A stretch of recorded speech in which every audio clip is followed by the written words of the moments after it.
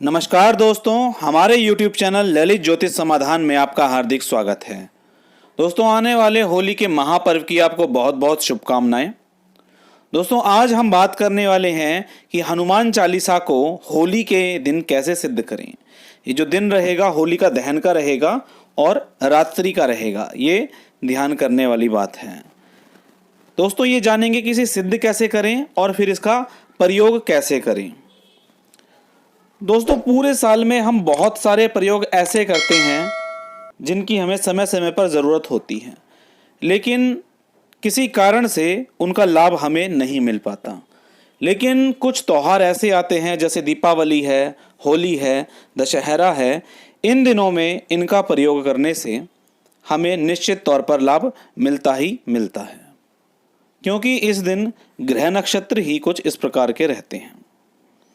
तो जो भी भाई बहन हनुमान चालीसा को काफ़ी समय से पढ़ते आ रहे हैं और उन्हें किसी प्रकार का अनुभव नहीं हो रहा, तो ये दिन सभी भाई बहनों के लिए बहुत ही अच्छा साबित होने वाला है।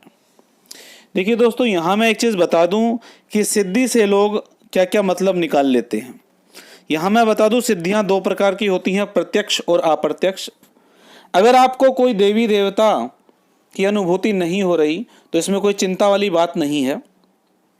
करना क्या है आपको, जो मैं प्रयोग बताने वाला हूं इसको करने के बाद आपके कोई भी छोटा मोटा काम है, जैसे कि आपके घर में अगर किसी को भूत प्रेत बाधा लग रही है तो आप हनुमान चालीसा का प्रयोग उस व्यक्ति के ऊपर करके देखें। या कोई बिगड़ा हुआ काम है आपका, आपके किसी मित्र का, आपका किसी रिश्तेदार का, तो आप हनुमान चालीसा का प्रयोग करके देखें। अगर आपको उसमें लाभ मिल रहा है तो देवता के प्रत्यक्ष होने की ज़रूरत नहीं है। और अगर किसी भी काम में, मान लीजिए आपने 5 काम किए हनुमान जी का नाम लेके, हनुमान चालीसा पढ़ के, किसी में भी लाभ नहीं मिला, तो शायद कुछ कमी रह गई, इसी वजह से वो बात नहीं हो पाई। चलिए दोस्तों, अब हम विधि की तरफ चलते हैं कि आखिर करना क्या है। देखिए, दिशा रहेगी इसमें पूर्व, आसन रहेगा लाल, आसन बहुत ज़रूरी है। सर पर एक लाल कपड़ा रहेगा। हनुमान जी के नाम की ज्योत जलेगी, तिल के तेल की, देसी घी की या चमेली के तेल की। धूप बत्ती जलेगी काली वाली, गुलाब की खुशबू वाली। राम जी के लिए जो भोग लगेगा वो आप बर्फी का या किसी भी सफ़ेद मिठाई का भोग लगा सकते हैं। हनुमान जी के लिए जो भोग लगेगा वो आप ध्यान से सुनिए क्या क्या लगाना है। एक मीठा पान डंडी वाला, थोड़ा सा गुड़ का भोग लगा सकते हैं। तुलसी दल का, तुलसी दल यानी कि 2 पत्ते तुलसी के या से अधिक, और एक माला ले आएंगे आप, गेंदे के फूल की माला ला सकते हैं, और 9 गुलाब के फूल। 9 गुलाब के फूल अगर आप नहीं ला सकते तो आप 9 रुपए के गुलाब के फूल ले आएँ, ये भी काम करेंगे। या ये भी नहीं है तो अपना 1 गुलाब का फूल खरीदें और 9 बार उसे हनुमान जी को अर्पित करें तो भी काम चल जाएगा। एक तांबे के लोटे में या गिलास में पानी रख के बैठेंगे अपने सीधे हाथ की तरफ, सर पे एक लाल कपड़ा रखेंगे, हनुमान जी का आवाहन करेंगे। देखिए, आवाहन करना बहुत ज़रूरी है। तरीका मैं बता देता हूँ किस किस प्रकार से कर सकते हैं। जो भी बातें आप हनुमान जी के बारे में जानते हैं वो आप बोल सकते हैं, जैसे मैं, अपना नाम बोलेंगे, फिर मैं अष्ट सिद्धि 9 निधि के दाता, लक्ष्मण प्राणदाता, सीता शोक विनाशक, अहिरावण को मारने वाले राम भक्त हनुमान का इस ज्योत पे आवाहन करता हूँ। तो दोस्तों, ये तो हो गया उनका आवाहन करने का तरीका। अब आपको करना क्या है, संकल्प लेना है कि आप कितनी बार इस दिन हनुमान चालीसा को पढ़ेंगे। जो मुख्य संख्या है वो है 108।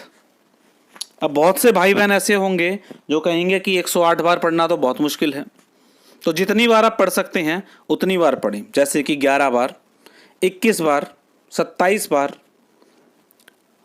कम से कम 27 बार पढ़ें। ये संख्या बहुत ज़रूरी है।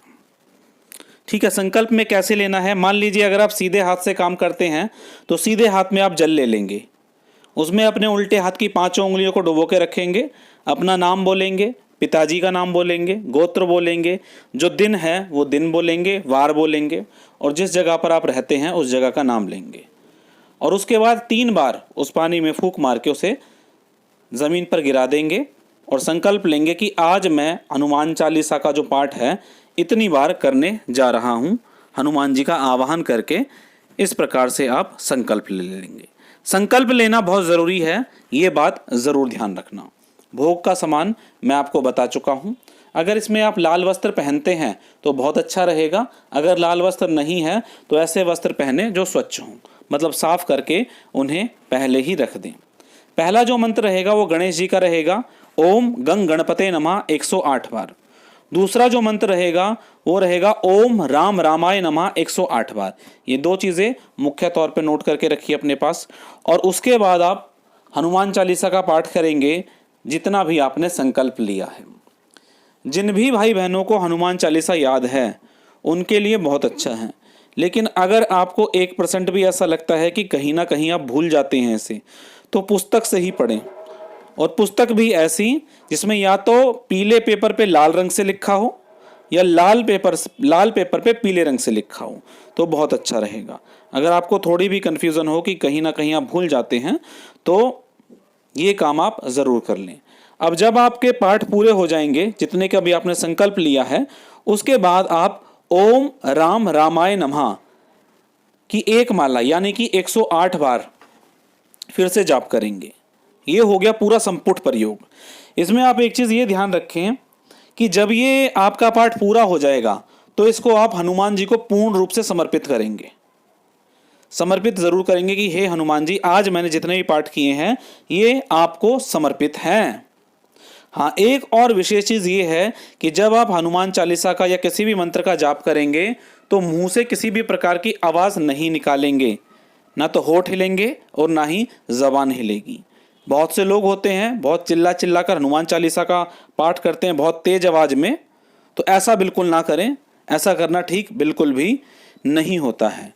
जो गणेश जी के और राम जी के मंत्रों का जाप होगा उसमें किसी भी प्रकार की माला का प्रयोग नहीं होगा, पूर्ण रूप से मानसिक प्रयोग होगा। ये अगर आपको नहीं पता कि 108 कितनी देर में होंगे तो लगभग 5 मिनट तक आप बिना गिने आराम से इसका जाप करेंगे तो 108 बार ये मंत्र का जाप हो जाएगा। तो दोस्तों ये पूरा प्रयोग था जिसे हम संपुट प्रयोग बोलते हैं। अगर आप चाहें तो संकल्प करके इसे 21 दिन के लिए या फिर जितना आप बढ़ाना चाहें उतना बढ़ा सकते हैं। कम से कम 21 दिन के लिए बढ़ाएंगे अगर आप इसे बढ़ाना चाहते हैं। उसमें ज़रूरी नहीं है कि आप 108 या 21 पाठ ही करेंगे, उसमें भी आप संकल्प करके रखेंगे कि आप 3 पाठ करेंगे, 5 करेंगे, 9 करेंगे, 11 करेंगे, 7 पाठ नहीं करेंगे। ये चीज़ ध्यान रखना। कुछ सावधानियां हैं जैसे कि ब्रह्मचर्य का पालन इन दिनों में आप ज़रूर करेंगे। और जब ये आपके पाठ पूरे होंगे पहले दिन तो उसके कम से कम आधे घंटे तक ना कुछ खाना है ना कुछ पीना है, क्योंकि आपके शरीर में एनर्जी जो है, ऊर्जा जो है बहुत अधिक मात्रा में उत्पन्न होगी और उसे किसी भी चीज़ से शांत करने की ज़रूरत नहीं है। पानी भूल कर भी ना पिएं, नहीं तो ये आपका जो प्रयोग है विफल हो जाएगा। तो इस चीज़ का ध्यान ज़रूर रखें। तो दोस्तों ये हमने आज प्रयोग की बात करी जो कि आप होलिका दहन पर कर सकते हैं। दोस्तों अगर आप हमारे चैनल ललित ज्योतिष समाधान पर पहली बार आए हैं तो चैनल को सब्सक्राइब कर लें और साथ में बेल का बटन दबा लें ताकि आने वाली वीडियो आपको सबसे पहले मिल सके। तो चलिए दोस्तों, होलिका दहन की आप सभी को बहुत बहुत शुभकामनाएं। मिलते हैं आपसे अपने अगले वीडियो में इसी तरह की कुछ जानकारियों के साथ। तब तक के लिए जय श्री राम।